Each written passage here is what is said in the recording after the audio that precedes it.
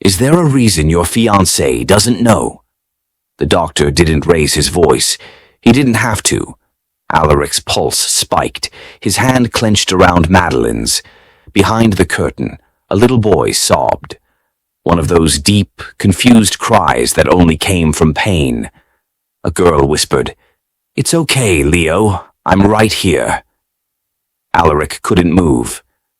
"Mr. Dominic," the doctor said again, slower now, "do you deny being the father of these children?" Madeline turned to him, slowly, her knuckles white where they clutched his. "I'm sorry, what children?" She didn't yell, she didn't cry, but her voice cracked, and that was worse. Behind her, Elena Whitfield didn't flinch. She just stood there, silent, holding the hand of a little girl with storm-gray eyes, the same eyes staring up at Alaric. He couldn't breathe. "Welcome back. I am my beautiful family and friends. I've missed you all so much.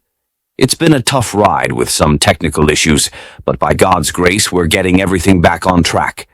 Thank you for sticking with me. Your support means everything.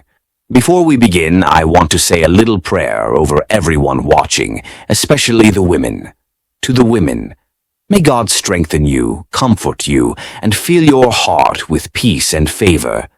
To the men, may God guide you, bless your efforts, and give you wisdom in all you do. And may God's protection rest on every single one of you. Amen. If you're ready for today's story, hit subscribe and tell me in the comments where you're watching from, my USA and UK family. I see you. And please watch till the end, because tomorrow I'll be dropping another story you wouldn't want to miss.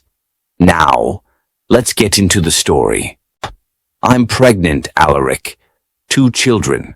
One passed, and the lie he built his entire life on was standing on the tile floor between them, alive and undeniable. How do you explain to the woman you're about to marry that the biggest mistake you ever made is 8 years old and calling someone else daddy? 5 years earlier, Upper East Side, New York. The rain was quiet outside the floor-to-ceiling windows of Alaric Dominic's penthouse. Just the way he liked it, controlled, unobtrusive, background noise to strategy. The city glowed beneath him like a circuit board of wealth and ambition. Elena stood in front of the marble kitchen island, hands clenched at her sides. "I'm pregnant, Alaric." She said it without trembling. No tears, no performance, just the truth, as sharp as the Cartier letter opener on his desk across the room. So Alaric blinked once, not confusion, not denial, just calculation. How far along? 7 weeks. He looked down at his Rolex.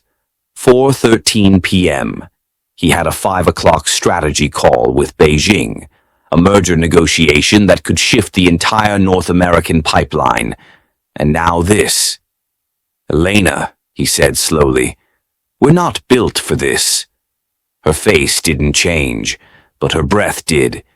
"You mean you're not built for this?" He didn't answer. Instead, he crossed the kitchen, opened the walnut drawer beneath the wine fridge, and pulled out a crisp white envelope. She knew what it was before he said anything. "Inside is enough to cover whatever decision you make, quietly, without stress, without consequence." She didn't take it. "Without consequence," she echoed. "You think that's what this is about? It's not a judgment. It's a solution." He placed the envelope on the counter between them like a contract. "You're brilliant. You have a future. I don't want this to derail you."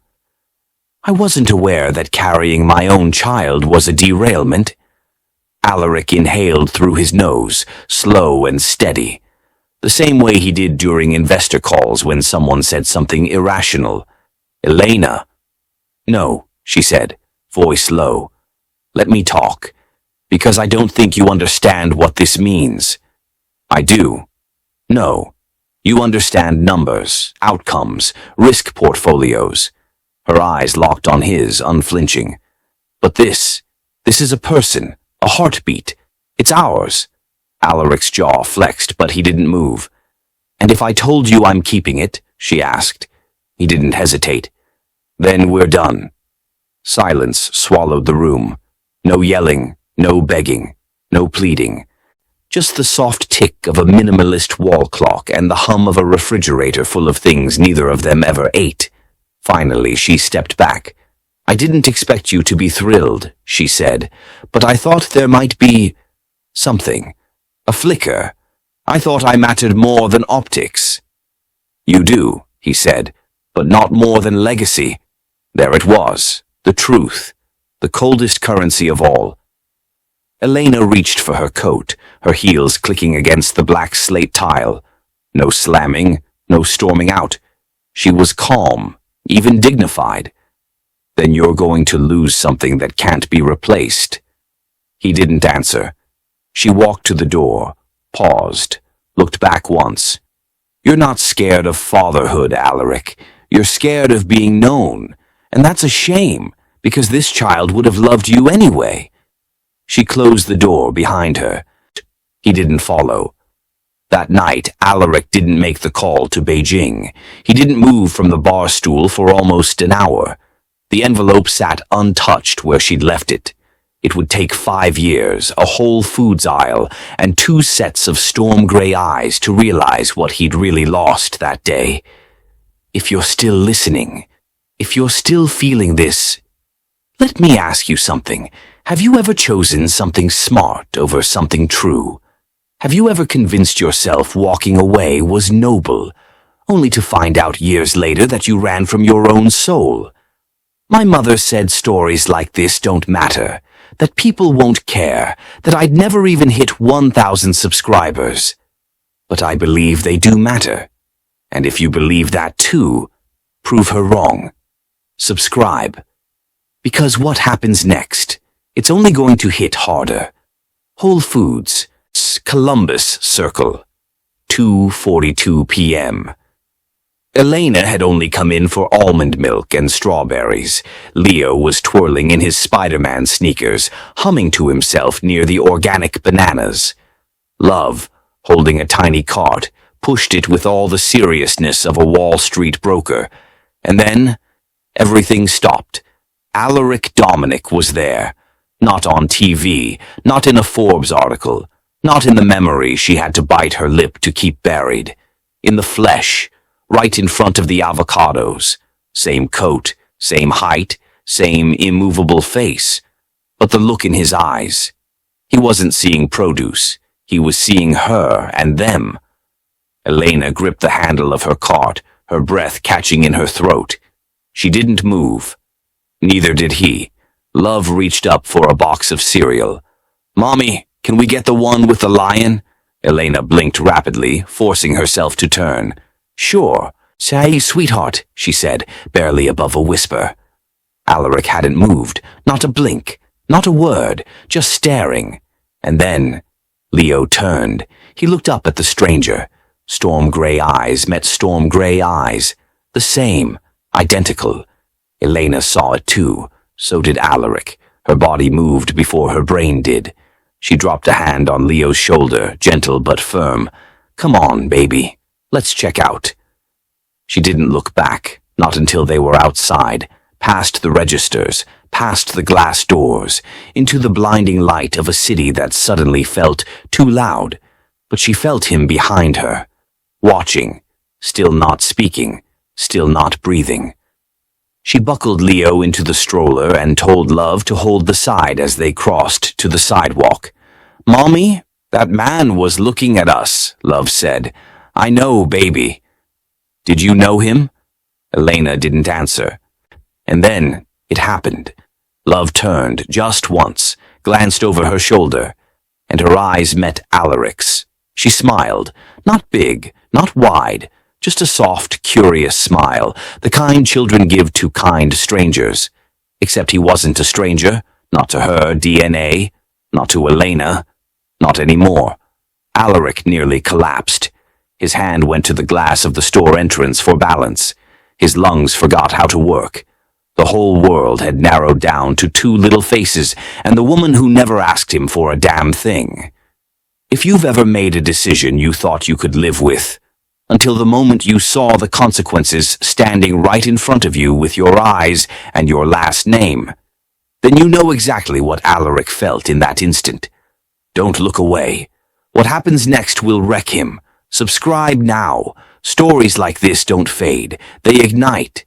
Alaric stood by the floor-to-ceiling window of his Park Avenue penthouse, trying to focus on the skyline, but he couldn't unsee her.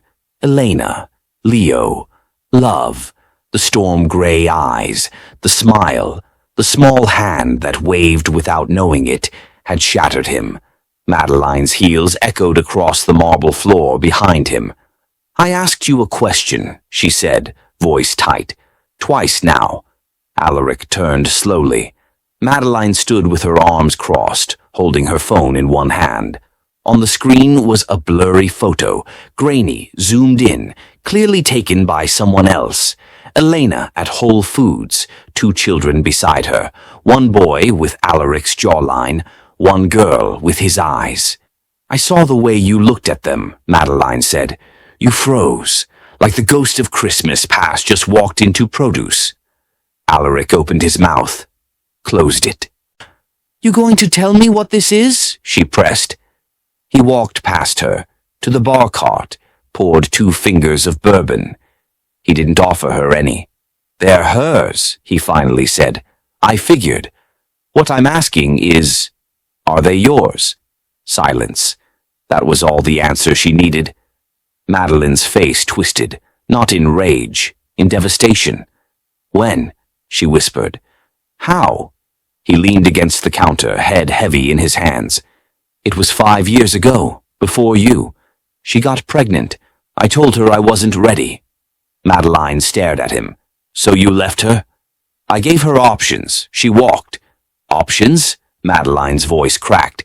"You mean money, right?" Alaric said nothing. She turned on her heel, stormed toward the hallway. Seconds later she returned, holding a white envelope. Crisp, unopened, she tossed it onto the marble island between them. "I found it in the drawer under your safe," she said. "Still sealed, still full." Alaric's chest tightened. "Elena didn't take the check, did she?" "No. She walked out, pregnant, and you didn't go after her?" "No," he said again. Madeline blinked, stunned. She didn't scream. She didn't sob. She pulled the engagement ring off her finger with a slow, trembling hand. And threw it.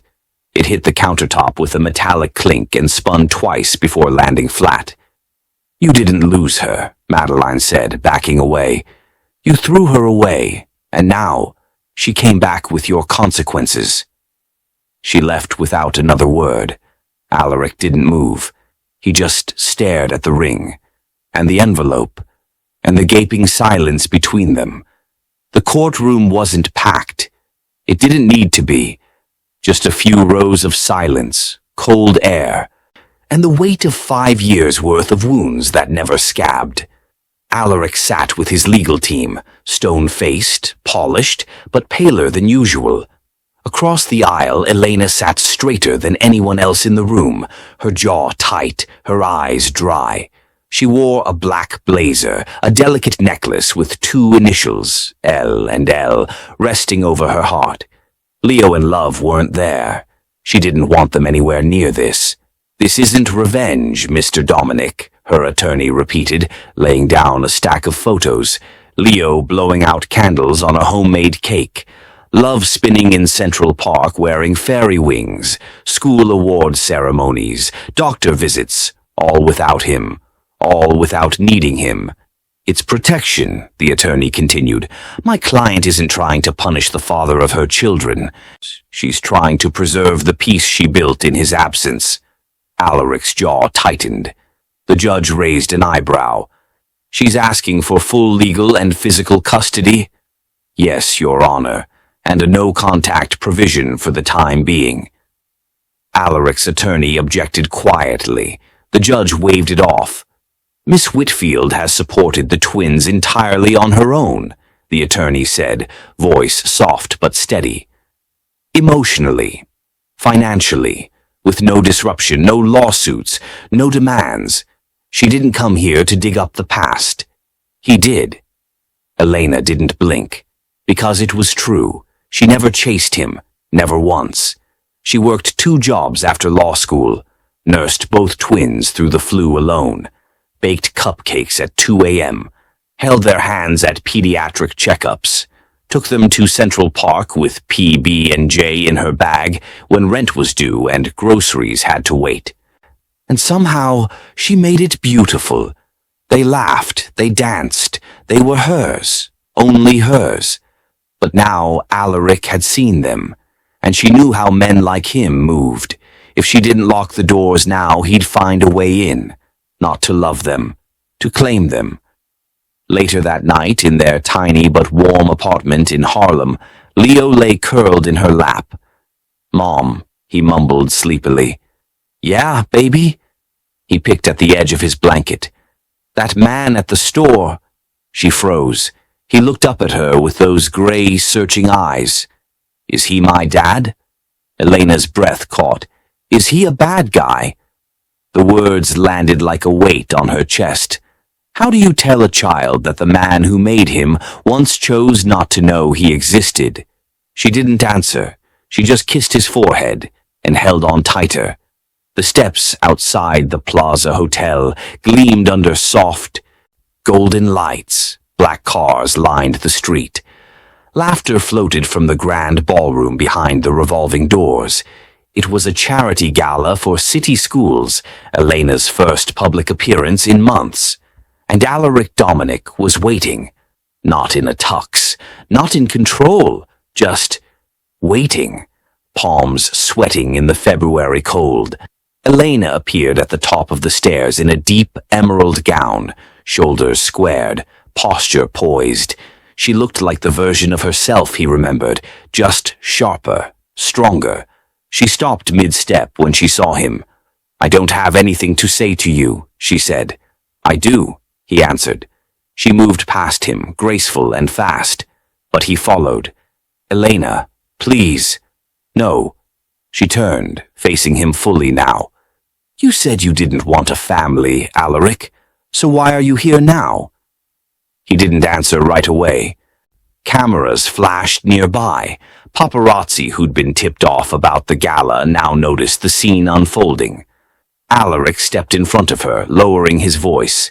"Because I was wrong." "About me or about them?" she asked. "About everything." His voice cracked. "I thought legacy meant keeping things clean, strategic. But I saw Leo. I saw love.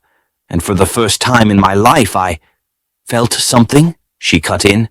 "Yes." He wasn't crying. Not yet. But his face had changed, like something inside him had finally broken open.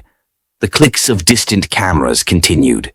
Guests slowed at the edges of the stairs, whispering. "Do you know what I gave up for them?" Elena said.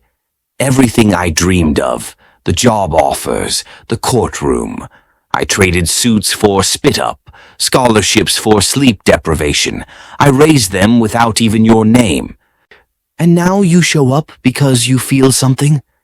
"I didn't know how to come back," he whispered. "You weren't supposed to," she replied. "You were supposed to stay gone." Alaric reached for her hand. She didn't take it. "I'm sorry, Elena." She stared at him for one long, brutal second, and something in her eyes softened. Just slightly. But she still turned away. Only this time he didn't let her go. If you've ever tried to apologize for something that can't be undone, not because you wanted forgiveness, but because silence started to feel like a life sentence, then you know this moment wasn't about redemption. It was about finally being seen. Subscribe, because this story is far from over. The wind was sharp over the Brooklyn Bridge, slicing through scarves and silence. Elena walked a few paces ahead, her gloved hands tucked deep in her coat. Alaric kept his distance, for once not trying to lead. The city pulsed around them, car horns, the rumble of trains below, joggers passing by. But between them, only the words that hadn't been said, and the ones that hurt too much to say again.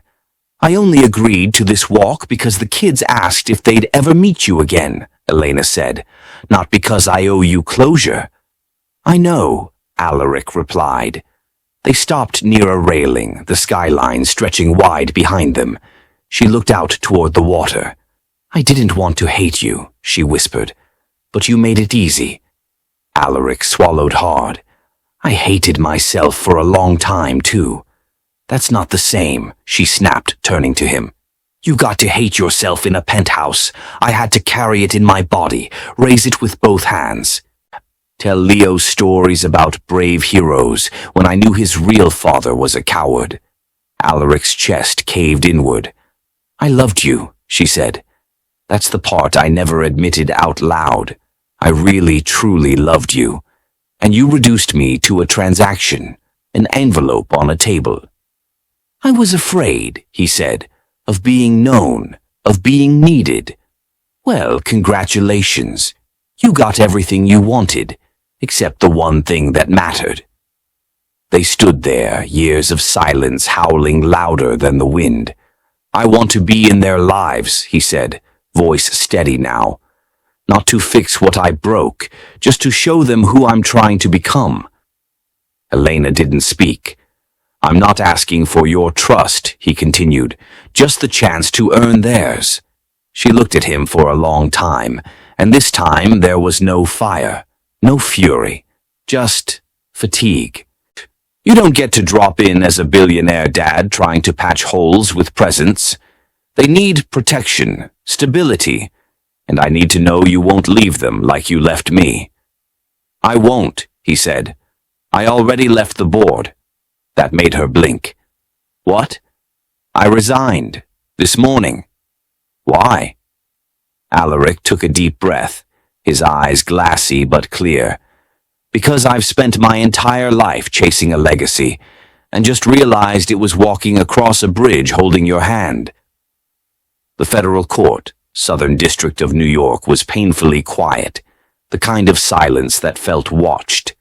Elena sat beside her attorney, her spine straight, lips drawn tight. Across the aisle, Alaric Dominic stood alone. No suit-clad legal army today. Just him, one folded sheet of paper in his hand, and a calm resolve that hadn't been there weeks ago. The judge looked over his glasses. "Mr. Dominic, you requested to address the court directly?" Alaric stepped forward. "I did, Your Honor." He turned slightly, just enough to see Elena, but not enough to corner her. "My legal team prepared a case," he said. "A good one.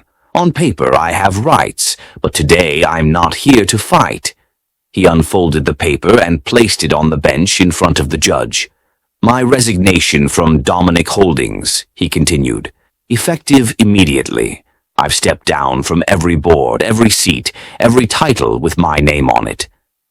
A quiet gasp broke somewhere in the gallery. The judge arched an eyebrow.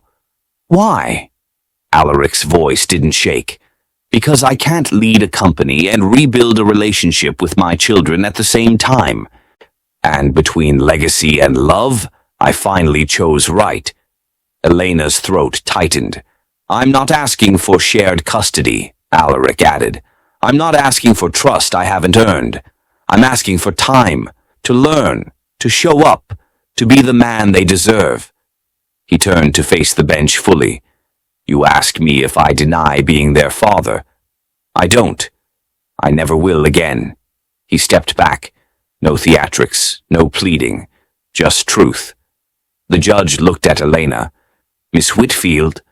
Elena's attorney whispered something to her, but she didn't respond. Her eyes were locked on Alaric. He didn't look powerful anymore. He looked real. And for the first time since that envelope hit the kitchen counter 5 years ago, she hesitated. The grass in Central Park was just beginning to green again. Spring always made the city softer, quieter. Like even New York knew how to exhale. Elena sat on a bench near the carousel, watching Leo and Love race toward the edge of the pond, giggling as they chased ducks that weren't interested in company. Behind her, footsteps approached. She didn't have to look to know. Alaric.